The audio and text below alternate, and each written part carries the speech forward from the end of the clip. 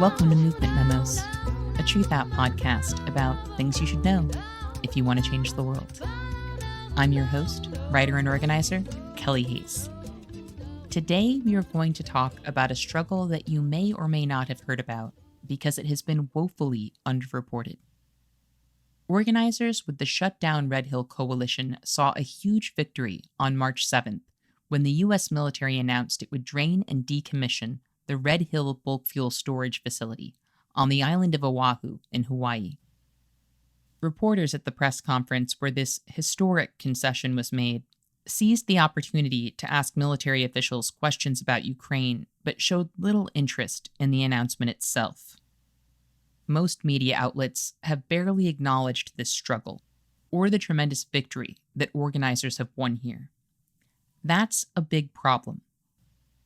For one thing, this is a story about activists who were up against one of the most intractable opponents on Earth, the US military. And they won. The fight is not over, as we are going to discuss, but for the US military to agree to shutter a facility it previously claimed was essential to national security due to a grassroots pressure campaign, that is something we all have to learn from. This is also a story that shows us the true character of the US military.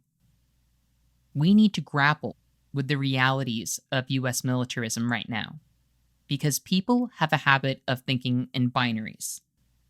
The fact that we are watching another world power cause havoc and destruction with their military does not change the character of the US military or its destructive role in the world.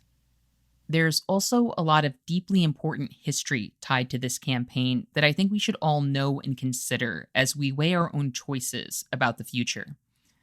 The struggle for sovereignty and self-determination in Hawaii is inextricably bound to the struggle against militarism and the defense of water and wildlife. Those kinds of connections exist everywhere, but they too often go unseen and unacknowledged, and they rarely inform the strategy of movements. So I think it's important to talk about work that's being done by people who are making those connections and who are, in this case, also winning important victories. To begin, I asked Kawenaʻulaokalā Kapahua, who is an organizer with the Oahu Water Protectors, to give us some background and an update on the Red Hill struggle.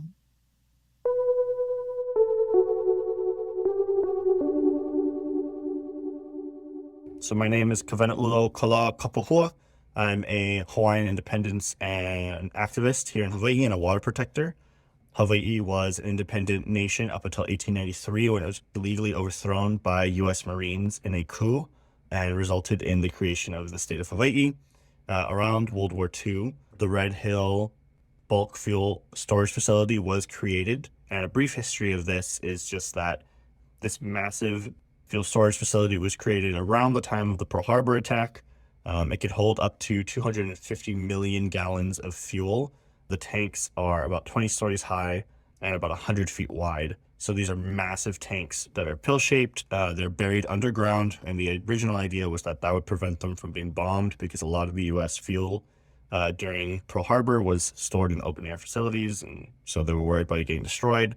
And so they built it underground 100 feet above our primary source drinking aquifer. For those of you who don't know what an aquifer is, basically it's the way the water system works in Hawaii is it rains, and because we live on volcanic islands, the rock is porous lava rock. And so basically rain falls onto the islands and filters through this very porous rock down through the ground. And it takes about 20 years to do that. When it reaches a certain level, it's basically pristine. It's clean. The rock has filtered it naturally of any contaminants. And it exists on this underground kind of, not quite cavern, this underground space underneath the islands that basically acts as an aquifer, which is this basically a massive water tank is basically what's under our islands, just naturally created. And that is where we draw the most of our, if not all of our drinking water from. And so basically this 250 million gallons of jet fuel was stored just 100 feet above that water. I've been in the facility. You can look down the hole. You can look down into the water from and there's no physical barriers between the fuel, besides the tanks themselves, the fuel and the water. And basically in 2014, there was a massive leak that spilled out of the tanks. The military tried to cover it up. The word got out, and there was major political pitfalls over that and blowback. We started mobilizing in order to remove the tanks and shut down the facility. Hawaiians have been pushing for the end of this facility for a long time, not only because it threatens our water, but because it sits on stolen Hawaiian land that the U.S. military condemned and took from our people and all of these things. And then in 2021, in May, there was a major fuel leak that the Navy originally tried to cast as just being a little under 2,000 gallons, which was completely false and incorrect. They were lying, and they didn't tell anybody. They knew the facility leaked in May. They didn't tell anyone. They knew the water was contaminated by July. They continued to hide it, cover up, and not tell anyone. And then just after Thanksgiving in November of 2021, people started smelling fuel coming out of their taps. People started ending up at the hospital. Over 5,000 people ended up in the ER. Over 93,000 people couldn't drink the water there. It was making them sick. Their homes were basically unlivable. And the Navy continued, and the U.S. military at large continued to lie about it up until the last moment when they could no longer deny the fact that the Red Hill Fuel Storage Facility had failed catastrophically, leaked into the water, and poisoned thousands of people. And since then, we've been fighting to ensure that this facility is shut down permanently. There's no way to fix this facility. It is catastrophically failed. It cannot be allowed to remain, counter to what the U.S. military has said for years, decades even. They regularly claimed it's for national security, that they need this. Defense Secretary Austin and Secretary of the Navy Del Toro came to visit Hawaii. I mean, basically it was a PR catastrophe for them. Del Toro made an epic statement of saying that it wasn't the fuel in the tanks that was making people sick, it was the fuel in the water, as if the two were different somehow, talking about how he wouldn't choose between jet fuel and water to live, despite the fact that you need one of them to sustain your regular body functions, and we've existed without the other for thousands of years as a race, as a species. So yeah, that's a brief history of the Red Hill Fuel Storage Facility. Just a couple weeks ago, the Pentagon finally announced, after sustained and massive community pressure and community organizing and political blowback, that they were going to permanently shut down this facility. This came amidst massive protests and massive outrage and continuous pressure from the community to stop this and to pay for remediation. But that doesn't mean an end to this crisis, primarily because basically that was 77% of our water that was just contaminated. Currently, 3 wells that service over 400,000 people on the island of Oahu have been shut down. They may be shut down permanently.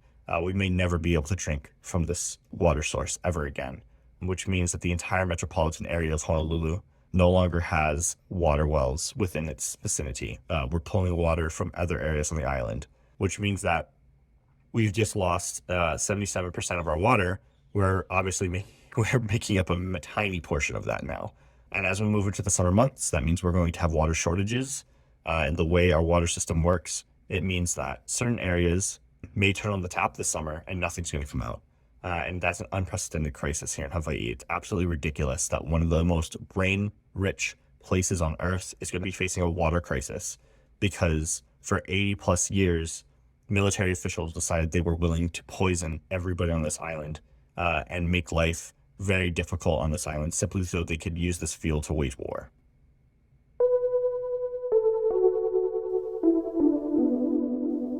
The United States military is the world's largest single consumer of energy. Every year, the U.S. military consumes more than 100 million barrels of oil. If the military were a country, its emissions would rank among the top 25% of nations. But as Indigo Oliver wrote in 2019, the Pentagon's environmental footprint cannot be measured in emissions alone. Razed cities, contaminated soil, death, disease, and famine are far more perceptible and lethal than the carbon dioxide in our atmosphere to those who have experienced warfare. As Kawenaʻulaokalā mentioned, military rehearsals for warfare have also caused extensive damage. The Navy has admitted to leaving large amounts of depleted uranium in U.S. coastal waters. The Navy also plans to dump 20,000 tons of heavy metals, plastics, and other toxic compounds over the next 2 decades in oceans where it conducts its war games. The Pentagon has a blanket exemption from all global climate agreements. In effect, a license to kill the natural world without consequence. However, when contemplating the climate crisis, most people don't think about the impact of the military. And that's a major problem.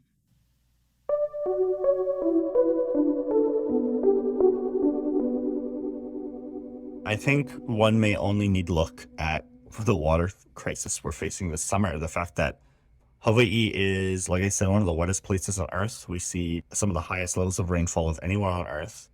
And this summer, we're going to turn on the tap and nothing's going to come out. And that's a major crisis for an island of almost over 1 million people. For us to be out of water is absolutely insane. And so I think that alone should prove the threat that the U.S. military provides to the world in terms of the climate crisis. They're one of the largest polluters out there, as is evident by the fact they polluted the water for 400,000 people and then made water scarce for over 1 million. And the fact that they basically got away with this for decades. Politicians in Hawaii told us for years that we should just drop it, that Red Hill was not a threat, that we were never going to get the military to back down, that we were never going to get this facility shut down. And we got shut down 4 months since the major leak that poisoned people came to light, basically. But the U.S. military represents the greatest threat to life anywhere in the world, but especially here in Hawaii. We live in a very ecologically fragile environment that has been devastated due to colonialism and capitalism. And the longer the U.S. military persists in this world, but especially here in Hawaii, the longer our way of life remains at threat. The U.S. military has bombed many islands here in Hawaii, particularly the island of Kawenaʻulaokalā, which they bombed so hard they cracked the water table. And what I mean by that is they bombed so hard they cracked the island open and all of the fresh water within it spilled out into the ocean. So there's no longer drinkable water on Kawenaʻulaokalā because of what they did. They have scattered toxic chemicals all over the Hawaiian Islands. Pearl Harbor, for example, one of their famous military bases, used to be a major fishing ground for the Hawaiian people. You couldn't pay me to eat a fish out of that water now. It's so polluted. They've stored chemical weapons such as mustard gas on our land, in our water. They've left unexploded ordnance all over the land. This kind of pollution and this kind of contributions to the climate crisis are astronomical. Hawaii is a small microcosm of what they've done globally. And so if they've poisoned our water here, you can only imagine the impact their military campaigns have had in, say, Iraq and Afghanistan. The military campaigns they've had in terms of the pollution that's created by their ships running all around the world, their fighters and aircraft flying all over the place. The U.S. military, with one of the most obscene budgets on the planet, says it's too expensive to care about the climate crisis. Whereas, I don't know about you, but I think it's too expensive to have to worry about our water. And the fact that we're going to be making a long-term investment in military rather than in clean environment and clean water, that's too high a price to pay for our future, not only our future, but our children and our grandchildren's future.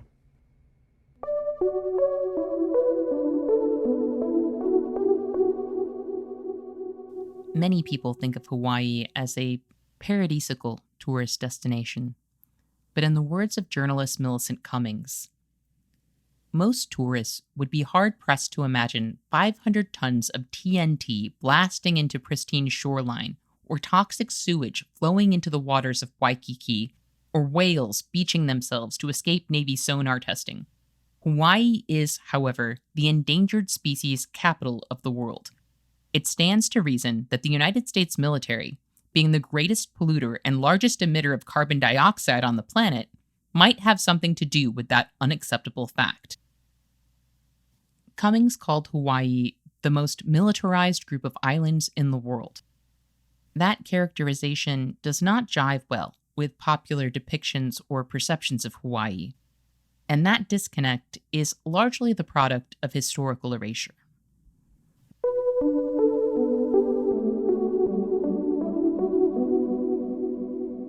Hawaii was an independent country up until 1893, when U.S. Marines stormed Iolani Palace, overthrew the government, and imprisoned our queen in one bedroom, one room, solitary confinement to herself for months. And And I think that was the start of this really large scale military history that Hawaii has endured. And so over the course of 130 years of occupation, the U.S. military has seized massive portions of Hawaiian land. The U.S. military is one of the largest landholders in Hawaii. On the island of Oahu alone, the military holds 26% of all land.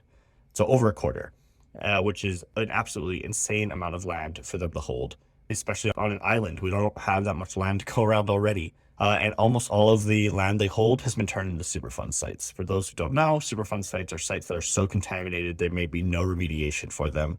They're contaminated to a massive extent by the military. And this is through unexploded ordnance, this is through the storing of chemical weapons, the live fire operations, jet fuel contamination like we're seeing with Red Hill.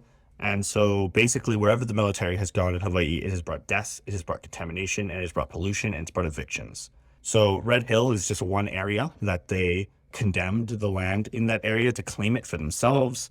They've also done it in other areas and seized other portions of land. Almost every U.S. military base in Hawaii, people lived there before the U.S. military came and kicked them out. One other example is Makua Valley, which has been a fight for decades, almost 60 years, to get this sacred valley back. That the U.S. military, basically the community that lived there, a whole town, the U.S. military kicked them out one day, told them that they needed their homes for like a military exercise, and then bombed them with planes. They bombed the church, they bombed people's homes. No one lives in that valley anymore. The people who lived there were made homeless, and many of them have been scattered.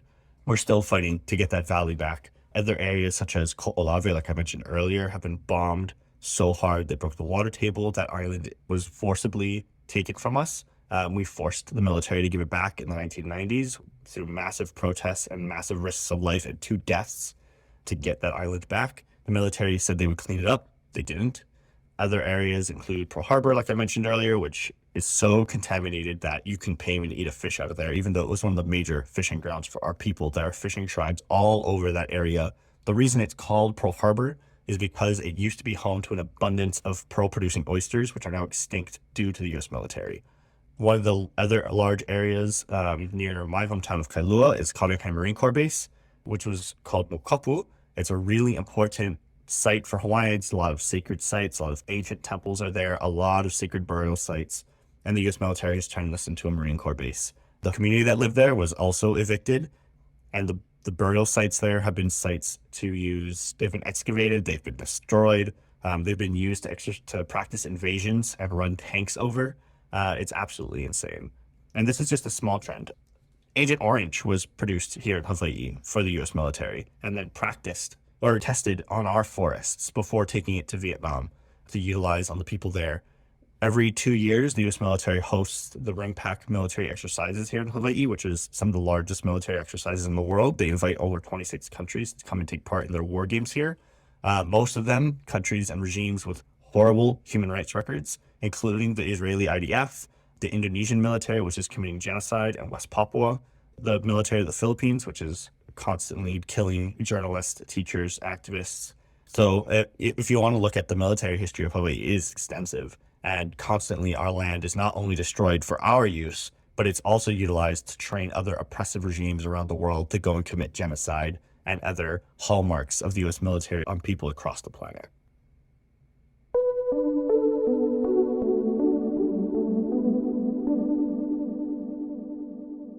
In late November, when military families were sickened by fuel ingestion, organizers moved quickly, mounting a massive campaign to decommission the facility. There had been litigation around the fuel tanks in recent years, but nothing like the massive people-powered mobilization that won this campaign.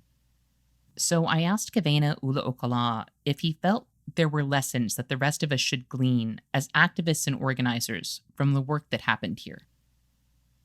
Well, for one, don't trust the politicians. Like I said, which should be, I think that's rule number 1 of political organizing a grassroots campaign. But just in case people didn't get it, Hawaii politicians have been basically lapdogs for the military since the state of Hawaii was set up.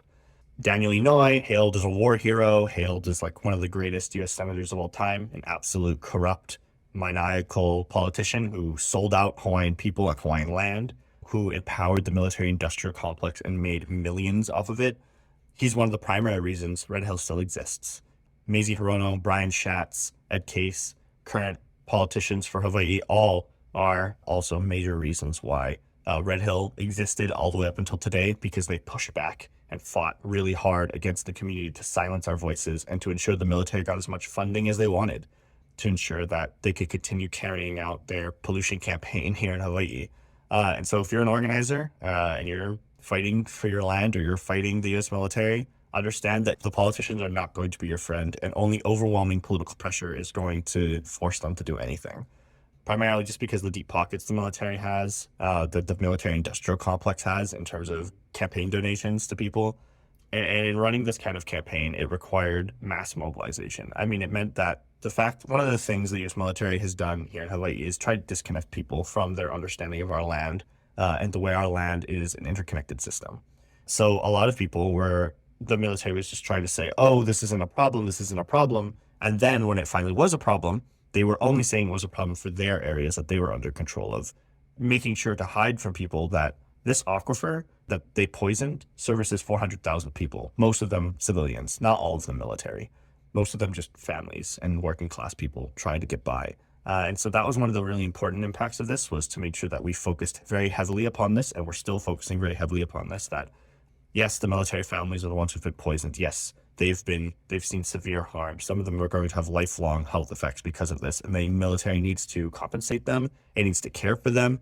It needs to make sure that these people are taken care of forever, because it is ridiculous that they ever had to put up with this. The fact that the U.S. military claims it protects its own and then absolutely poisoned them. But also the working class people of Hawaii are going to see the hardest impacts of this, because it's their water that's going to be cut off first. It's our water that is going to be contaminated long term, but it's us who's going to have the lowest access to clean water when the taps stop running.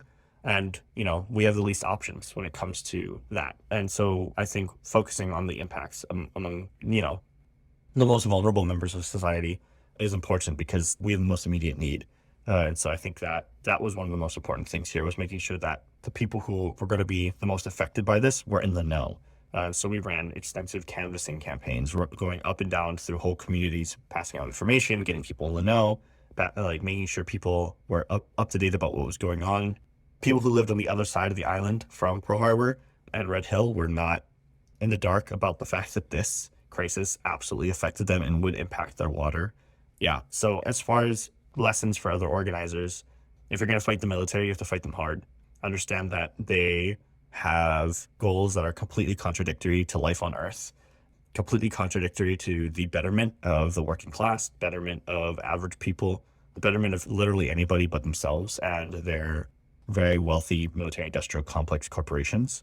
And so if you're going to fight them, you be ready for stiff resistance, and for the fact that the only thing that will overcome them is grassroots community organizing, massive unity and solidarity, and aggressive escalation, and taking the fight to them. I think one of the most important things that we did here in terms of forcing the military out, luckily and also unfortunately, the Hawaiian movement has a lot of history in confronting the military. It took us years to get Kawenaʻulaokalā back, over 20 years to get back that entire island. Luckily, we were able to force Red Hill back into the hands of the people within 4 months, but it took massive risks, including, protesting outside one of the largest U.S. military bases on the planet, and, basically coming up to the gates and confronting guards and all this other stuff. And so I think in terms of lessons for everyone, if you're going to fight the most powerful empire on the planet, you have to be willing to stand up to power, and you have to be willing to organize across communities. You have to be willing to, get your hands in the ground, basically, and run an extensive ground game, because the only thing that overcomes massive capital and massive military power is massive community solidarity.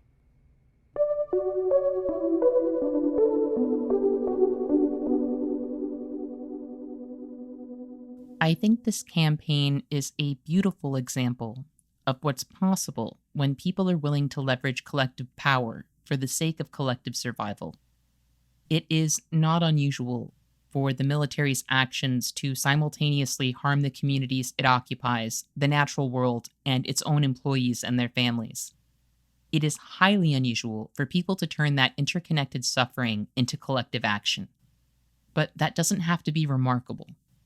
There are many points in our societies where, if we prioritized our collective opposition to what's killing us, we could halt a lot of harm.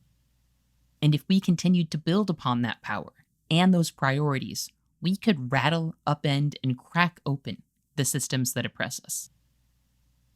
One question that I like to ask activists and organizers is, what gives you hope? In this case, I was pretty sure I already knew the answer, but I still wanted to hear it.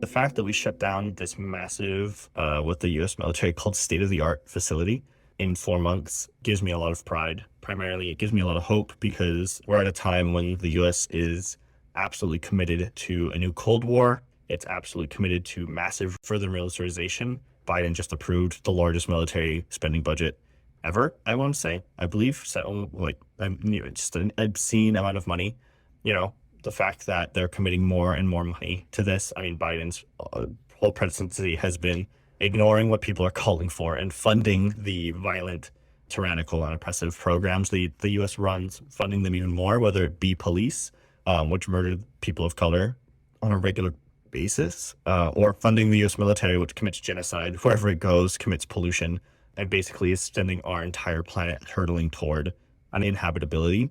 And so what gives me hope in all of this is the fact that every day random people were willing to stand up and fight this. Many of them military families. A lot of the people who were poisoned were children. And as horrible as that is, it meant that mothers, military spouses who had children were some of the fiercest fighters on this because, the U.S. military, their employer, let me remind everyone that the U.S. military is their employer, poisoned its employees. And if they were any other workspace or workplace, that would be massively, criticized for harming their employees. But some of these mothers were some of the most fiercest fighters for their children and to protect the water because their children were some of the first affected. But also the fact that, wherever indigenous communities are, they fight back against militarism and capitalism. And here we're seeing another example of this. And at a time when the U.S. is heightened in its violence and heightened in its aggression, that an indigenous community like the Hawaiian people was able to confront that and basically push the U.S. out of this facility it's held for 80 years in 4 months is a massive win. And it means that, if we can basically take down a facility that the U.S. said it was critical to its national defense or its strategy in the Pacific to hold the Pacific hostage. It was critical to the U.S. military's strategy to project force into Asia to threaten other countries. And we were able to basically rip that facility from their hands and force them to shut it down. That's huge. And if we can accomplish that, we can accomplish, ending militarism and saving our planet. Because at the end of the day, all of us need water to drink. I don't know of a single person on the planet who can drink jet fuel. I don't know of a single person on the planet who can breathe in toxic fumes and not see horrible health impacts. And, I think there's a lot of power in the fact that everyday people, ordinary working class people are willing to stand up to these massive powers that be and win regularly. And so, keeping that momentum up and using it to build to new fights, I think has been giving me a lot of hope lately.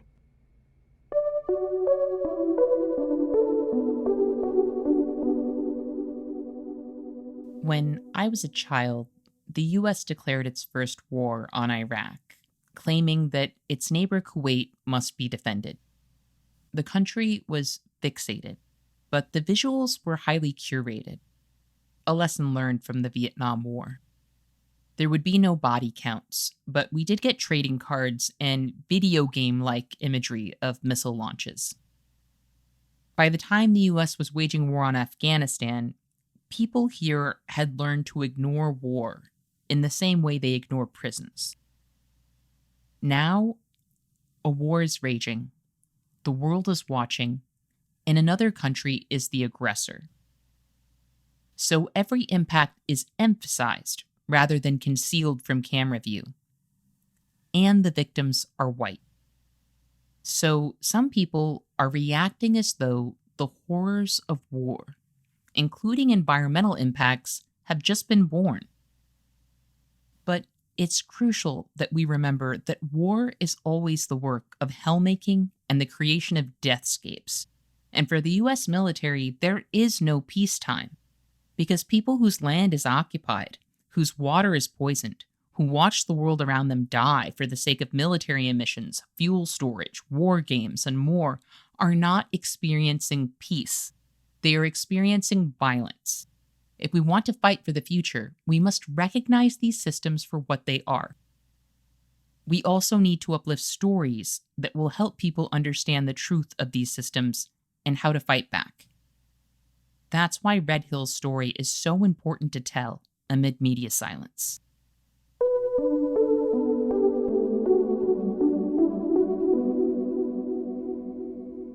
Red Hill is not the only piece of Hawaiian land that has been illegally taken and occupied and used against the Hawaiian people by the U.S. military. It's just one of them. And so as we go forward into the rest of this year, this story has been really underreported. Most major news sources have given it maybe one story. In the press conference, when the press secretary for the Secretary of Defense, Austin, said this, there was all these major reporters in the room, and not a single one asked any questions about this. They immediately started asking about Ukraine, which obviously is a very important ongoing crisis. But yeah, no one seemed to bother with this issue at all. So I think, it's important to keep eyes on issues that seem to be underreported or underrepresented, like Red Hill, just because it placed a massive factor in the U.S.'s overall grand strategy here in the Pacific. But also, Red Hill's not the only land that we need back. We need all of it back, all of the land back in Hawaii, because the U.S. military is not a good steward of it. It has been nothing but detrimental to our people. And so the longer this goes on here in Hawaii, the more detrimental effects we're going to see, not only here in Hawaii, but across the world. And so if average Americans need to know anything about Hawaii, it's that there's a need for massive solidarity on the U.S. continent to help demilitarize Hawaii and deoccupy us and get our land back so that our people can live on their ancestral lands again, so that our ancestors no longer have their bones desecrated, so our water is still drinkable, so that our non-human relatives and animals have a chance to live and thrive here and are not bombed out of existence by the U.S. military. Yeah, and I think if there's anything for people to keep in mind, it's the fact that this summer, when everyone is thinking that COVID is over and that people are trying to go on vacation and all of that stuff, especially people coming to Hawaii, that people are living here without water because of the fact that the U.S. military decided that they were willing to poison our water.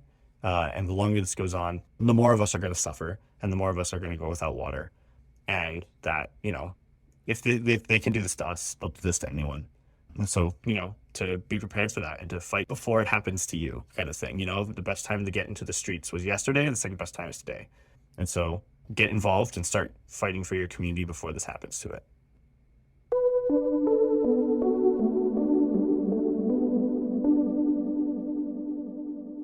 This fight is not over.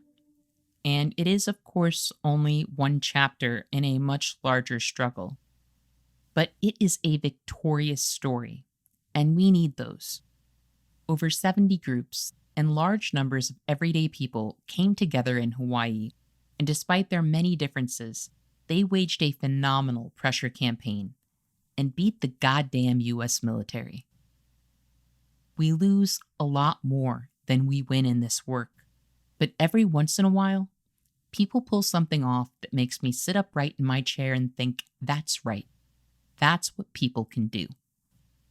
I am so grateful for those moments and for the people who create them, because we need to be reminded that human potential runs in more than one direction. We need to be reminded of our power and to be challenged by the knowledge that it's there if we are willing to act collectively. If you want to learn more about what's happening with Red Hill and the military's environmental violence in Hawaii, I recommend checking out local coverage. Honolulu Civil Beat has some great pieces on this issue, including Christina Jedra's recent article, How Hawaii Activists Helped Force the Military's Hand on Red Hill. For updates on what's happening with the situation at Red Hill, you can also follow Oahu Water Protectors on Twitter at OahuWP. I do want to let our regular listeners know that movement memos will be on pause for a couple of weeks while I tend to some things that have come up in my life. As always, I appreciate your understanding and support as we all try to navigate these times. I want to thank Kawenaʻulaokalā Kapahua for talking with me about the powerful work that's happening in Hawaii. I'm sure I'm not the only one who learned a lot from our conversation. I also want to thank our listeners for joining us today. And remember, our best defense against cynicism is to do good and to remember that the good we do matters. Until next time, I'll see you in the streets.